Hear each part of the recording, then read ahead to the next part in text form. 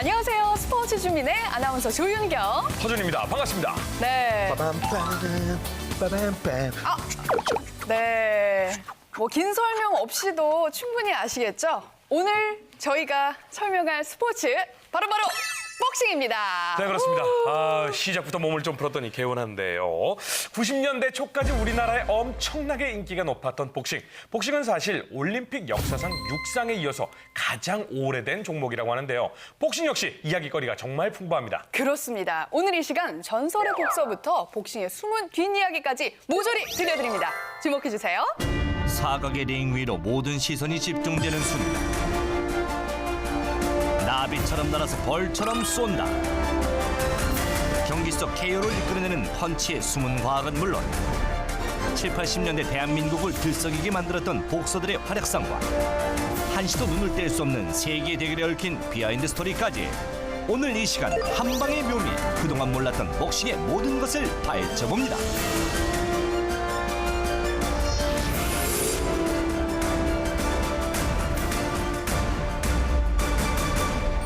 네, 오늘 함께 이야기 나눌 전문가 두 분을 모셨습니다. 1993년 WBC 벤텀급 세계 챔피언에 오른 후 현재는 복싱 해설위원으로 활약하고 있는 변정일 해설위원과 한국 스포츠 개발원 선임 연구위원인 김태환 박사를 통해 재밌는 복싱 이야기를 들어봅니다. 복싱하면 우리나라 7, 80년대를 빼놓고 얘기할 수가 없는데요. 지난 80년대 우리나라의 복싱 챔피언들이 좀 많지 않았습니까? 그럼요. 그 시절 복싱 신인 왕전을 하면요. 지금의 축구보다도 더 인기가 많았습니다. 네. 저도 이제 많이 봤었는데 뭐 홍수환 선수, 유명우, 장정국, 김태식 정말 세계 챔피언 10명 어마어마했고요. 1970년대부터 90년대 초까지 대한민국은 복싱에 열광했는데 황금기였던 만큼 복싱 스타와 이들이 만들어내는 명장면은 정말 많았습니다. 그 중에서도 많은 사람들이 기억하고 있는 바로 이 경기.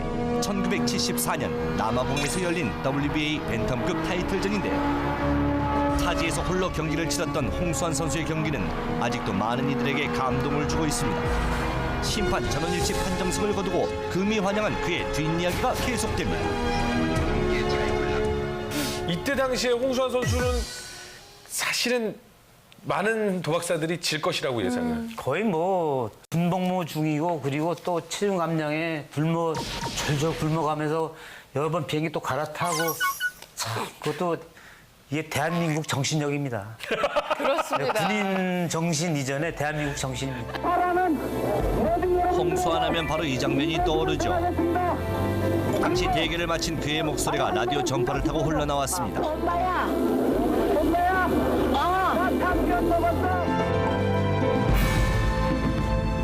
엄마! 안 들려요. 처음에 잘 안 들렸어. 엄마! 나 챔피언 먹었어! 정말 감동의 쓰담입니다.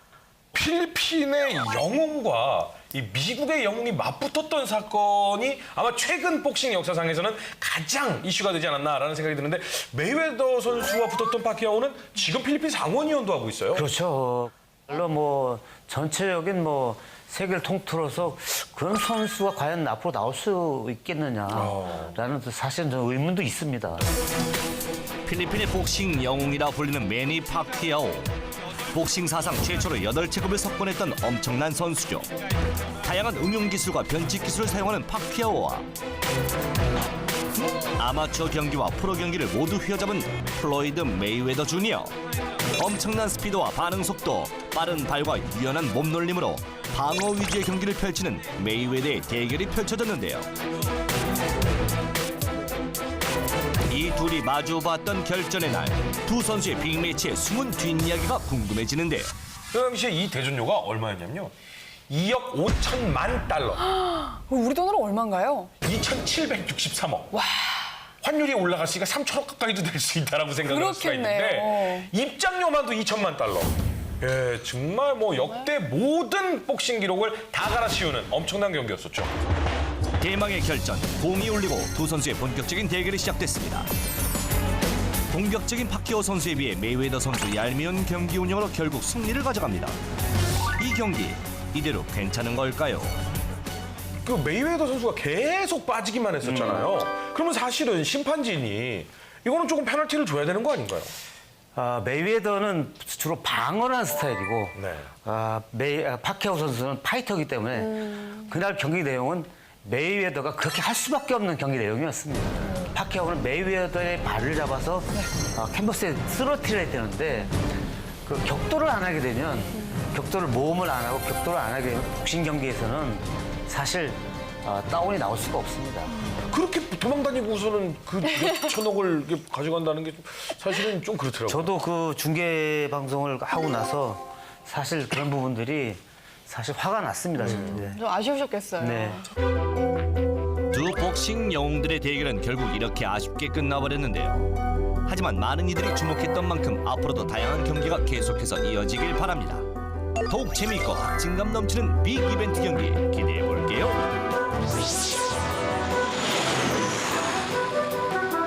먼저 복싱의 시작부터 살펴봐야겠습니다. 복싱의 기원이 좀 알고 싶은데요, 위원님? 네. 복싱은 고대 조각이나 벽화에서 볼 수 있듯이 그 기원전은 한 3,000년 전에 이미 시작됐다고 합니다. 하파자에 위치한 닌툰 성전이라는 데 있는데요. 네. 거기서 뭐 테라코타 부조라는 그 복싱 모습이 이렇게 나타났다고 합니다. 기원에서 보면. 네. 그리고 뭐 이집트 테베라는 지역에서 크레타 섬이라는 네. 거쳐가지고 그리스로 이렇게 지나가면서 이 복싱이 이제 전파되기 시작을 했고요. 그리고 제23회 고대 그 올림픽 대회에서 정식 종목으로 이렇게 채택됐다고 합니다. 그렇다면 링 위에서 용구를 갖추고 하기까지는 꽤 오랜 시간이 걸렸을 것 같은데 언제부터 그러면 링 위에서 싸우게 된 건가요? 1743년에 잭 루드턴이라는 사람이 7가지 조항을 고안해서 처음에 만들어졌다가 네. 공식적으로는 그 1838년에 그 프라이즈 링 룰이라는 걸 공표를 했어요. 네. 그리고 나서 1853년에 1차적으로 한번 개정은 되면서 공식적으로 그런 어떤 복싱의 룰이 만들어졌다고 보시면 됩니다. 자, 그럼 우리나라는 좀 복싱이 어떻게 성장을 하게 됐나요? 1935년 시기 처음에 건대 스포츠가 이제 건대 스포츠가 들어왔는데 이때 이 육아권 구락부라는 명칭을 사용을 했습니다. 예, 이때 당시가 일제 제국주의의 어떤 억압을 받고 있던 시절입니다. 네. 그러므로 해서 이제 피박과 울분을 분출하면서 복싱을 시작을 했고요. 네. 이때 복서들은 개개인적으로 그 독립투사의 정신으로 경기를 임했던 시절이라고 합니다. 1952년에 핀란드 헬싱키 올림픽에서 군인 신분으로 강준호 선수가 미들급에서 동메달을 획득을 했고요. 그리고 1956년에 호주 멜버른 올림픽에서 송수천 선수가 벤터급에서 은메달을 획득하면서 국민들에게 희망을 용기를 줬습니다. 그 변정일 위원님이 복싱을 하시던 시절, 네. 물론 이제 경제적으로 많이 부흥을 이제 하려고 했던 시절이지만 가난한 복서들, 그 사실은 헝그리라는 말 자체가 우리나라에서 스포츠에 도입된 건 복싱 아닙니까? 헝그리 복서라고 이렇게. 그때는 배고파서 서울로 상경해서 어떤 그 꿈을 꾸고 네. 어떤 서울에 올라오면 좋은 환경에서 좋은 음식을 먹으면서 분노할 수 있다라는 그런 어떤 시대적인 그 숙명이랄까 그런 게 있었죠. 제가 맨 처음에 운동에 입문할 때 네. 체육관 정문에 태극기 밑에 세계 챔피언은 나일 수도 있다. 이 글귀를 한 번도 뇌에서 잊어본 적이 없어요. 멋있으세요. 날 수도 있다. 날 수도 있다. 저는 그 복싱하면 글러브가 가장 먼저 떠오르는데요. 글러브도 체급별로 좀 다르던데요? 물론 다르죠. 경량급은 좀 솜이 좀 덜 들어있는 거 착용을 하게 되고 중량급은 좀 솜이 좀 많이 들어가 있는. 파워가 세니까. 그렇죠. 이렇게 쉽게 생각하시면 됩니다. 저 그러면 체급별로 무게가 다르다라는 건데요. 네. 그렇다면 체급의 기준은 몸무게겠죠? 몸무게죠. 거기서 라이트 플라이 가는데 17체급이 돼요. 굉장히 많군요. 네. 정말 많네요. 주요 체급은 플라이급, 벤텀급, 패더급, 웰터급, 헤비급 등으로 나뉘는 복싱의 체급. 보기 쉽게 펴놓으면 이렇게 총 17가지로 나뉩니다. 이렇게 많다 보니까 선수들이 좀 체중 감량하고 조절하는 걸 굉장히 또 예민해한다고 들었어요. 맞나요? 제가 지금도 자다가 꿈을 꾸는데 어떤 꿈을 꾸냐면 내일 경기를 해야 되는데 체중 못 빼는 꿈을 꾼다. 그 뭔지 알 것 그러니까 이 같아요. 스트레스는 정말 말로 표현할 수가 없습니다. 땀이 이제 안 나옵니다. 체내에서 다 말라있기 때문에. 더 이상 땀도 안 나요. 안 나오고 그러면 침도 안 나와요. 그럼 어떤 방법이 있느냐? 우리 그 선배들이나 저희 동네 후배들도 많이 썼을 거예요. 비타민 C 있죠. 아, 네, 신 거. 되게 쉬워요. 쉬면 침이 고이잖아요. 네. 그렇죠. 그 침을 뱉어서 200g, 100g을 빼서 체중을 통과를 합니다. 그렇게 어려워요. 아니 힘이 10kg나 이렇게 감량할 정도면 힘이 들어가요? 이 펀치에? 그러니까 그 전에는 경기 당일날 개최형하고 오후에 경기를 했거든요. 예. 근데 선수 보호 차원에서 요즘에는 24시간 전에 하루 전날 개최량을 하고 실컷 먹고 음식 힘을 좀.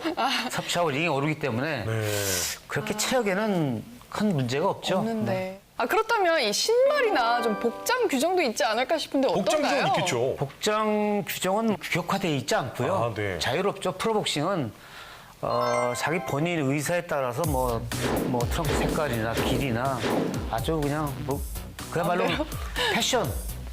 네. 상관없어. 그래도 이렇게 복싱 선수들 보면 약간 치렁치렁하게 좀 트렁크를 입는 경향이 있는 것 같은데. 맞아요, 좀 왜 크게. 타이트한 옷을 아니고 치렁치렁한 옷? 그게 그 시대 흐름에 따라서 좀 차이가 있는데요. 7, 80년대는 이 트렁크가 짧았어요. 네, 80년대, 90년대 이후에 내려오면서 트렁크 길이가 길어지기 시작했습니다. 그럼 좀 막 이렇게 무겁다는 생각 안 듭니까? 그 트렁크가 무거우면 링에 올라가지 말아야죠. 알겠습니다. 정답입니다. 근데 아마추어들 보면 프로 선수들은 자기를 이렇게 멋있게 꾸미잖아요. 그렇죠. 머리도 멋지게 하고. 근데 네. 아마추어는 이 프로텍터를 안 하면 안 되죠. 헤드기어라고 하나요? 그 헤드 기어를 쓰는 이유는 물론 뇌를 보호하는 것도 있지만 첫째는 눈 부상이에요. 네, 눈썹이 많이 찢기기 찢어지죠. 때문에 맞아요. 다음 경기에 차질이 생기니까 그러니까 토너먼트 경기이기 때문에 아시안 게임이나 올림픽, 세계 선수권대, 월드컵 그런 데는 토너먼트 경기이기 때문에 이 눈이 찢기면 경기를 할 수가 없어요. 그렇죠. 그렇기 때문에 눈썹 보호를 위해서 헤드기어를 착용하게 된 거죠. 그런데 일반인들은 어떤 뇌를 보호하기 위해서 착용을 한다 이렇게 잘못 알고 계신 분도 있어요. 룰이 바뀐 것도 사실 이 많은 게 복싱인데 네. 경기 시간 룰이 바뀐 게 있죠. 그렇죠. 82년도 그 뭐 기억하고 싶지 않은 그래도 기억을 해야 되지만 네. 김덕구 선배가 라스베가스 시저스 팰리스 호텔 네. 특설리그에서 경기를 갔다가 14라운드에 일격을 당하고 운명을 저도 좀 울먹거립니다. 아, 예. 울먹해지는데 영화로도 달리 그- 하셨는데 1982년 미국 라스베이거스에서 열렸던 WBA 라이트급 타이틀전. 한국의 김득구 선수와 미국의 맨시니 선수의 경기가 펼쳐졌습니다. 두 선수는 처음부터 혈전을 벌이다 14회전에서 맨시니의 스트레이트를 맞고 김득구 선수는 쓰러지고 마는데요. 가까스로 일어나 보지만 그날 이후 김득구 선수를 링 위에서 다시는 볼 수 없었습니다. 이미 제가 지금 그때 기억으로 봐도 이미 전의를 상실한 상황에서 전 정신력 하나로 김득구 선배를 싸웠거든요. 네. 그러니까 레프리가 어느 정도 좀만 거기서 제재를 가하고 좀 중단시켰어도 네. 그런 사건은 나중에 비극이 안 일어나지 왔을 않았을 거라는 어떤 아쉬움이 많습니다. 그러게요. 아유, 저도 영화 보면서 막 울었던 기억이 나는데요. 다시는 그런 안타까운 일이 되풀이돼서는 안 네. 되겠습니다. 네, 조금 분위기를 사실 즐거운 또 이제 분위기로 넘어가야 되니까 조금 네. 반전 한번 시키도록 하겠습니다. 네. 요 대사 기억하십니까? 이것은 입에서 나는 소리가 아니요. 이것은 팔이 뻗으면서 나는 소리. 그거 안 해본 남자애들이 있을까요? 정말 많이 들었죠. 여기 이제 복싱의 기본, 여기 팔이 아닌가 싶은데 이 복싱의 기술, 스텝과 기술에 대해서 조금 설명을 좀 해주시죠. 복싱은 상당히 간단합니다.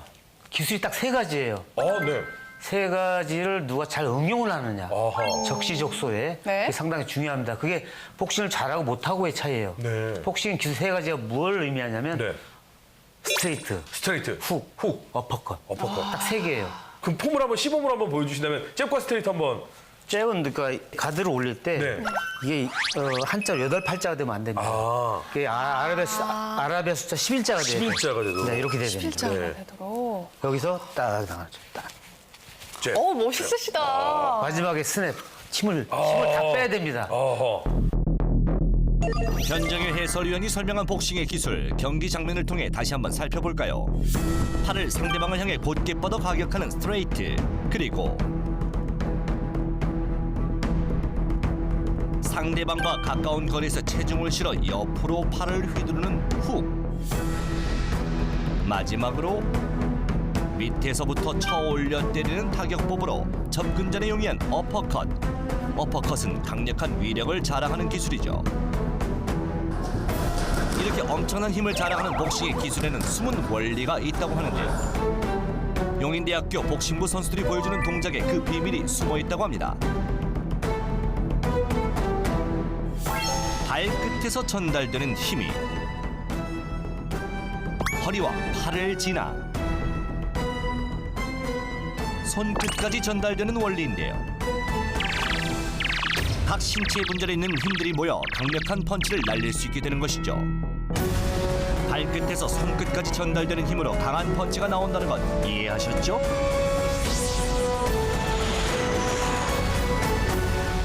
복서의 펀치 같은 경우에 수백 킬로에 달한다라고 하는데 그 맞나요? 헤비급 경우에는 네. 그 강펀치가 약 한 400kg 정도의 어떤 물체가 그 얼굴을 치는 위력과 맞붙는다고 네, 네, 하고요. 네, 네. 그만큼 그렇기 때문에 뭐 어떤 강한 펀치, 그 정도의 펀치면 사람이 내진탕이 와요. 네, 내진탕이 오기 때문에 그렇게 우리가 뭐 복싱에서 말하는 그 다운 되는 형태가 그 내진탕에 의해서 다운이 되는 거죠. 한 번은 이런 경험이 있는데 제가 만볼트의 어떤 전기에 감전은 안 돼봤지만 찌릿하고 다리까지 감전이 왔어요. 그게 다운이에요.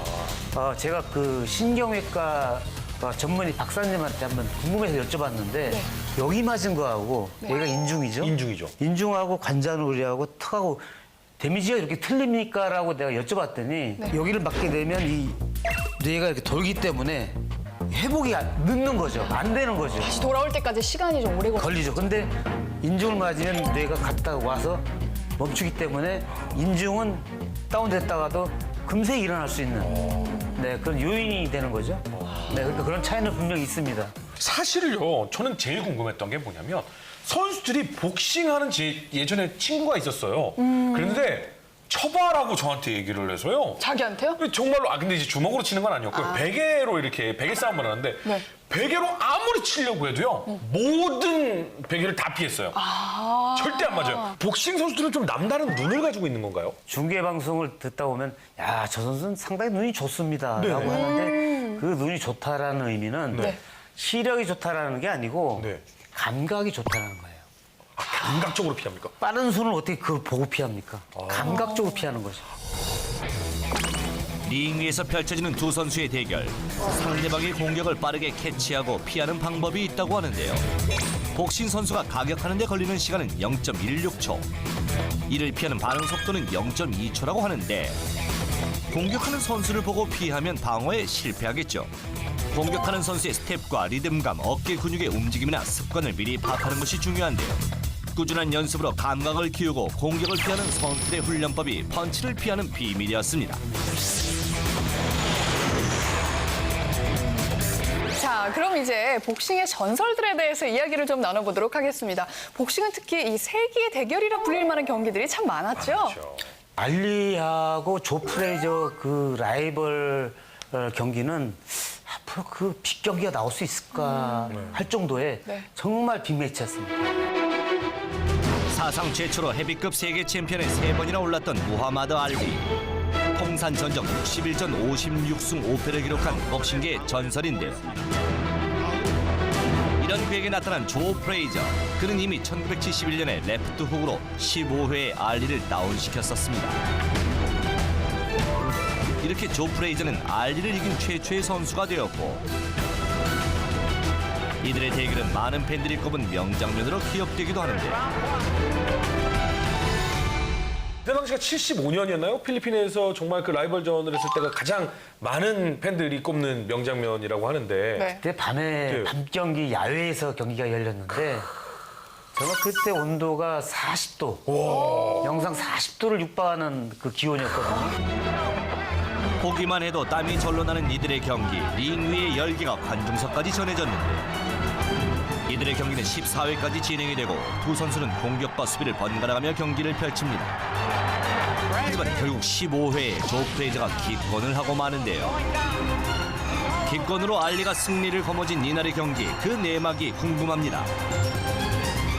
알리도 끝나고 나서 실신을 했답니다. 그러니까요. 그게 얼마 참 그야말로 그 정말 혈전이죠, 혈전. 네. 이때 당시의 경기에서 알리 선수도 사실은 완전히 탈진한 상태였고요. 네. 결국 프레이저 선수도 눈이 안 보여서 경기를 결국은 포기를 선언한 것이지 그러니까요. 나 경기 못하겠어요라는 상황은 아니었던 거거든요. 네. 최고의 경기였고 알리 선수도 조 프레이저를 어마어마하게 존경한다라고 존경심을 표현하기까지 네. 했던 명경기였죠. 네. 맞습니다. 자, 정말 세계의 라이벌이라고 해도 과언이 아닌 전설의 선수들.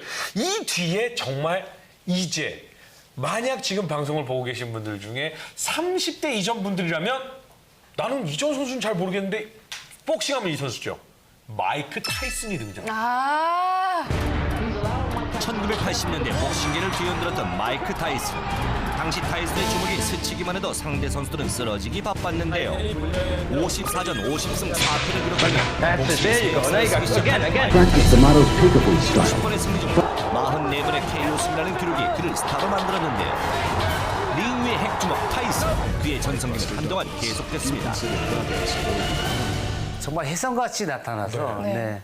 정말 세계 복싱 판도를 완전 흔들어 놨어요. 그렇죠. 저런 선수가 있나? 그 선수가 헤비급인데 키가 얼마인지 아세요?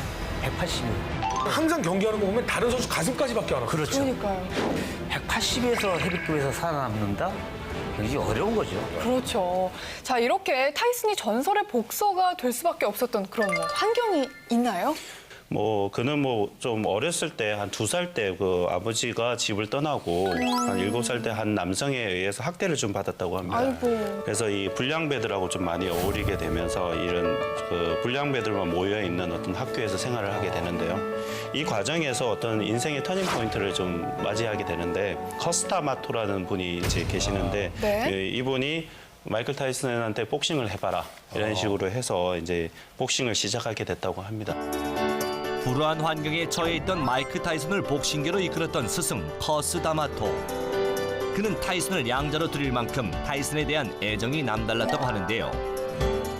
물심양면으로 타이슨을 보살폈고 타이슨도 운동을 하며 그에 보답했습니다. 복싱에 재능이 뛰어났던 타이슨, 경기 때마다 승승장구하는 모습을 보여줬는데요. 커스 다마토를 믿고 따르며 복싱계의 스타로 떠올랐던 타이슨. 하지만 커스 다마토가 세상을 떠나면서 타이슨은 방황을 하게 되는데요.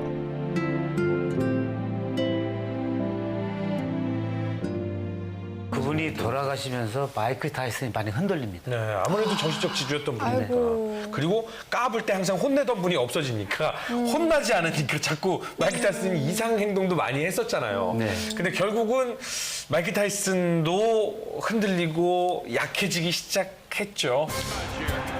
1997년 챔피언 타이틀 매치에서 맞붙게 된 마이크 타이슨과 에반더 홀리필드. 경기에 앞서 전문가들은 타이슨의 우승을 점쳤는데요. 하지만 경기가 계속될수록 생각대로 풀리지 않자 당황한 타이슨. 결국 분노를 참지 못하고 경기 중 홀리필드에게 달려들어 귀를 물어뜯는 비신사적인 모습을 보였죠. 관객들과 해설위원까지 모두 당황하게 만들었던 이 장면.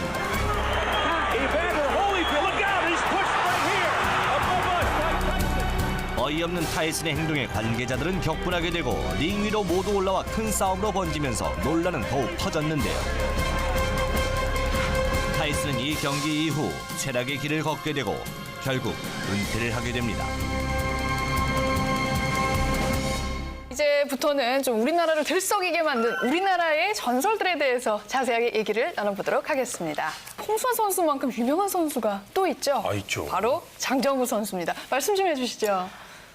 참 재밌습니다, 한마디로. 네, 뭐 자주 통화도 하고 뭐 잘 만나는 좋아하는 선배님인데 상당히 고집이 있습니다. 터프합니다. 체구는 작아도 정말 헤비급 못지않은 그 선배의 카리스마가 있어요. 복싱 스타일도 정말 화려했죠. 내 맞는 거 무서워하지 않았어요. 제가 복싱을 어린 나이에 보기 시작할 때는 장정구 선수보다는 유명호 선수의 타이틀 방어전. 가장 우리나라 선수 중에 가장 길게 타이틀 방어전을 했었죠. 그렇죠. 17차 방어전까지 했는데 유명호 선배는 장정구 선수 같지 않고 뭐랄까요 좀 그 디펜스가 상당히 강했어요. 네. 수비가 상당히 좋았고 탄탄했고 디펜스와 공격할 때 어떤 밸런스를 잘 맞춰갔어요. 장정구 선수와 유명호 선수를 비롯해 한국 복싱을 널리 알린 전설의 복서들이 정말 많았는데 그들의 활약상을 다시 한번 되짚어볼까요? 1987년 WBA 슈퍼미들급 챔피언을 차지했던 무쇠팔 박종팔 선수, 그리고 WBC 벤텀급 세계 챔피언 변정일 해설위원까지. 그런데 요즘 이 선수를 잇는 프로복서가 있다고요. 자, 그렇다면 이 현재의 프로복서에 대해서도 조금 이야기가 듣고 싶은데요. 큰 파란을 일으키고 있는 선수가 있습니다. 예. 네, 바로 최용수 선수. 1996년부터 1998년까지 WBA 슈퍼패더급 챔피언을 차지했던 최용수 선수. 2003년 은퇴 후 13년 만에 선수로 다시 복귀해 경기를 뛰고 있는데요. 복귀 후 WBC 유라시아 라이트급에서 우승 차지. 그 이후 또 다른 경기에서 10개월이 지났음에도 TKO 우승으로 또 한 번의 우승을 거머쥐었죠. 지금 올해 한국 나이로 47이에요. 진짜 그러면 대단하시네요. 복수로 따지면 회갑, 진갑을 다 넘기고 그 선수가 지금 2연속 KO승을 달리고 있다라는 겁니다. 네. 우리 후배 복서들이 좀 여기에 좀 정신 좀 똑바로 한번 차려야 될 것 같아요. 와, 지금 47의 나이에 그렇게 하고 있는데 우리 또 이제 국민 남동생 후보군 여러분들 파이팅 하시기 바랍니다. 네, 힘내주시기 바랍니다. 네, 오늘 정말 드라마틱한 이야기 많이 들려주셨는데 오늘 네. 소감이 어떠신지 한마디 부탁드립니다. 저도 이 프로를 자주 보는 아유, 예. 애청자입니다. 아유, 감사합니다. 네, 오늘 불러주셔서 너무 감사드리고 네. 아주 영광이었습니다. 아유, 감사합니다. 감사합니다. 또 이런 복싱이 앞으로 또 어떤 더 붐을 이룰 수 있는 어떤 노력도 저 나름대로 스포츠 과학적인 지원도 아끼지 않으려고 노력하겠습니다. 네. 좋은 시간이었습니다. 오늘 나와주셔서 고맙습니다. 오늘 저희가 준비한 소식 여기까지입니다. 저희는 다음 주에 더욱더 흥미로운 소식 가지고 다시 찾아오겠습니다. 함께해 주신 여러분 고맙습니다.